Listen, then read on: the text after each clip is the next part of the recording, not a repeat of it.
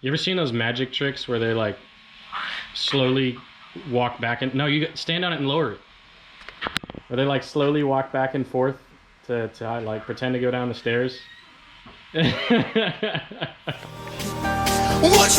into a werewolf, and I will haunt till the break of dawn. Don't you dare to try to stop me. This is the horn of the Black Swan.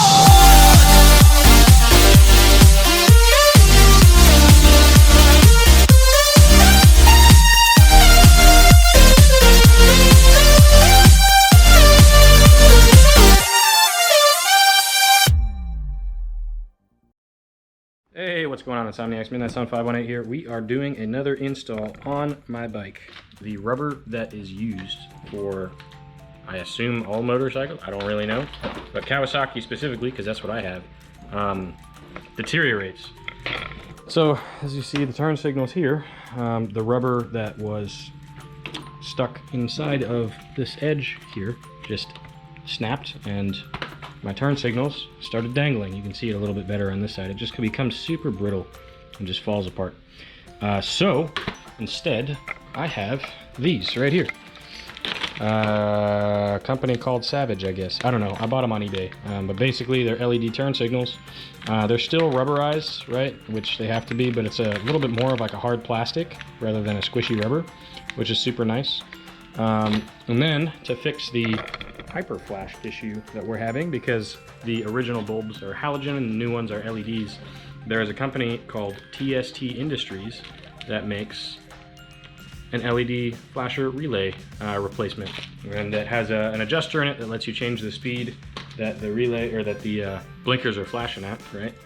And it should be super quick, maybe like a 10-minute install. We just got to take off one singular fairing and then pop out the old one and put in the new one. It shouldn't be too bad. So we have ourselves, it's not written on here, a 4mm Allen key, which we can pop in here and unscrew the 4 of these that are holding my sort of kind of upgraded fairing or windshield on here. So we'll take these off, and that's going to give us access, as I drop it, to that little screw right there. And there's 2 of them, one on either side. And I think that is all that's really holding on. Oh, and then looks like something down here. It might just lift straight up, but that should be all that's holding on the headlight housing. So we'll be able to get to the back and get the old turn signals unplugged.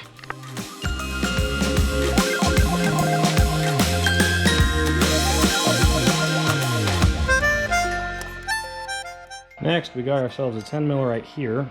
I'm gonna undo, if I can get it. I'm gonna need 2 hands. Never mind, I got it. Everybody's got to work.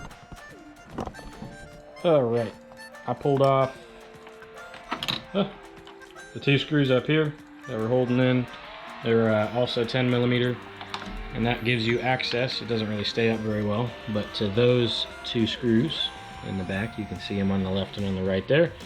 Those are also 10mm, and now the headlight assembly is very loose, and I think that we'll be able to pull straight up. Yep, it pops just right out of those little plugs right there. So there it is, unplugged, and there is, it's really hard to see just because it's super dark, but there's a little like a rubber C-shaped thing that runs this way.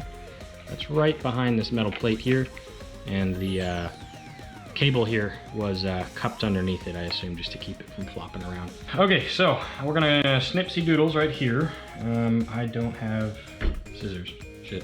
So we're gonna snipsy doodles right here. That's 1. We're gonna make them the same length. So right about, that's 2. Cool. And now I'm gonna need to trim off all this crap. I'll just leave it buttoned up right there. Now it should be as easy as crimp and go. Now my guess is gonna be that the green wire is gonna be our power signal, and the black is just gonna be your ground. So I'm gonna go off of that assumption. We'll do one of them and plug it in and see if it works, and if it doesn't, then we'll do the other one. Then we have our new connectors here. These are really cool because they are heat shrink, right? But there's also like a glue on the inside of these, and when it gets really hot, it flows And so as the casing here shrinks, the glue seals behind it and creates a weather-tight seal, which is super dope. Sweet. Now before I give these all a good heat shrink, I'm gonna go plug it in and see if it works. But man, look how good this looks. These are super cool looking. I'm a big fan. They do look really cool. And they're a little bit more small, a little bit smaller, a little bit more sleek, aerodynamic, whatever the word is, than these are. Sweet. Sorry about all the noise. It's a Saturday. It means a yard work day. Sweet. Go ahead and stick the key on. It means that we're gonna have power to everything. And I'm gonna hit you with a blinker. That's the right, and there's the left. All right, cool. It does indeed work. And once again, we'll fix that rapid flash.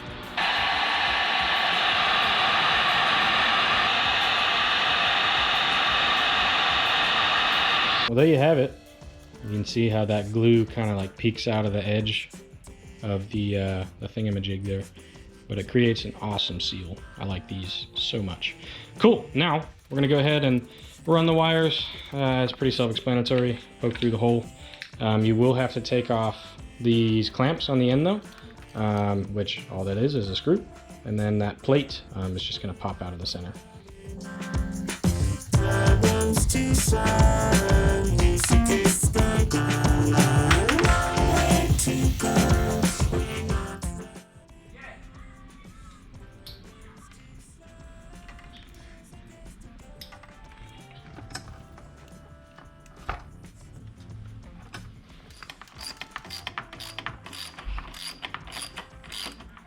How you get taller, my dudes. For everyone who wants to know the secret, try to get taller. This right here. You ever seen those magic tricks where they like slowly walk back and you stand on it and lower it? Where they like slowly walk back and forth to like pretend to go down the stairs. And the front end of the bike is back together.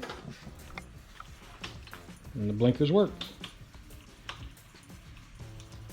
Sweet. So the next step, we're gonna be coming up underneath this fairing right here. So we're gonna have to take off this piece, which I believe is still our 4mm. Yes, it is.